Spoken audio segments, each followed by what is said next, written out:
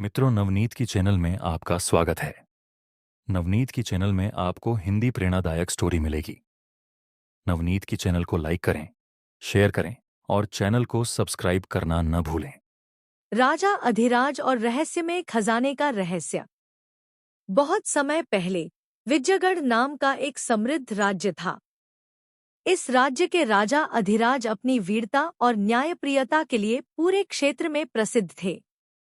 उनके शासन में प्रजा सुखी थी, लेकिन उनके राज्य के नीचे छिपे एक रहस्य ने उनकी रातों की नींद उड़ा दी थी। एक दिन एक बूढ़ा साधु राजमहल में आया और राजा से बोला, हे राजन, इस धरती के नीचे एक ऐसा खजाना छुपा है जो तुम्हारे राज्य को अमर कर सकता है। लेकिन इसे पाने के लिए बल, बुद्धि और धैर्य की परीक्षा देनी होगी। साधु के इन शब्दों ने राजा को बेचैन कर दिया। उन्होंने तुरंत अपने वजीरों की सभा बुलाई और इस खजाने के बारे में चर्चा शुरू की। वजीरों ने सुझाव दिया कि राजा खुद इस खोज में जाएं, क्योंकि खजाने का रहस्य साधारण लोगों की समझ से परे था। साधु ने राजा को एक मानचित्र दिया, जिस पर खजाने की पहली मंजिल का स्थान अंकित था। वह स्थान एक गहरी गुफा थी, जिसे सर्प की गुफा कहा जाता था।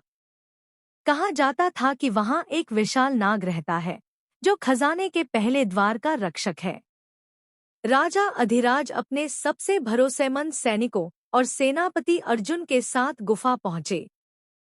गुफा के अंदर अंधेरा और सन्नाटा था। अचानक एक विशाल नाग उनके सामने आया और बोला, हे मानव, यदि तुम खजाने की ओर बढ़ना चाहते हो तो पहले मेरा यह प्रश्न हल करो। नाग ने पूछा, ऐसा क्या है जो जितना अधिक बढ़ता है उतना ही छोटा होता जाता है?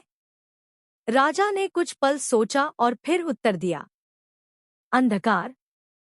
नाग संतुष्ट होकर गुफा के एक द्वार को खोलता है और कहता है, तुमने पहली परीक्षा पास कर ली, लेकिन आगे तुम्हें और कठिन परीक्षाओं का सामना करना होगा।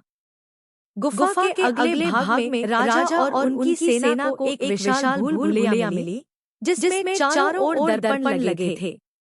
हर दिशा में एक जैसा प्रतिबिंब दिखाई देता था। जैसे ही राजा ने एक दिशा में कदम बढ़ाया, उनकी परछाई ने उनसे कहा, सिर्फ सत्य का मार्ग ही तुम्हें बाहर निकाल सकता है। राजा ने गहराई से सोचा और अपनी तलवार को म्यान में रख लिया। उन्होंने समझा कि लड़ाई या बल से इस भूल-भुलैया से निकलना असंभव है। उन्होंने अपनी आंखें बंद की और अपने अंतःकरण की आवाज सुनी। धीरे-धीरे एक रास्ता उनकी आंखों के सामने खुलता गया और वे भूल-भुलैया से बाहर निकल गए।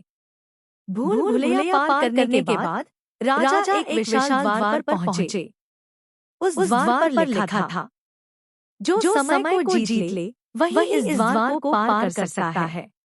द्वार के पास एक घड़ी थी, जिसकी सुइयां तेजी से घूम रही थी।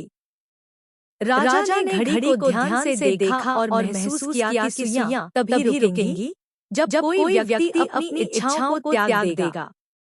राजा ने अपनी तलवार, मुकुट और अपनी शक्तियों का त्याग किया और घड़ी के पास जाकर कहा, मैं सिर्फ अपनी प्रजा की भलाई के लिए इस खजाने की खोज कर रहा हूँ। यह कहते ही घड़ी की सुइयां रुक गईं और द्वार खुल गया। राजा को वहां एक अद्भुत खजाना मिला, जिसमें सोने चांदी से ज्यादा ज्ञान और धर्म के सूत्र लिखे हुए थे। राजा अधिराज ने उस खजाने को अपने राज्य में लाकर प्रजा के बीच बांट दिया। वह खजाना न केवल भौतिक संपत्ति का प्रतीक था, बल्कि उसमें ऐसे मंत्र और शिक्षाएं थीं जो राज्य को सदा सुखी और समृद्ध बनाए रखने में सक्षम थी। साधु की भविष्यवाणी सच साबित हुई और विजयगढ़ राज्य सदा के लिए अमर हो गया। कहानी का संदेश, सच्चा खजाना भौतिक धन नहीं, बल्कि ज्ञान, सत्य और धैर्य है, जो किसी भी चुनौती को पार करने की शक्ति देता है।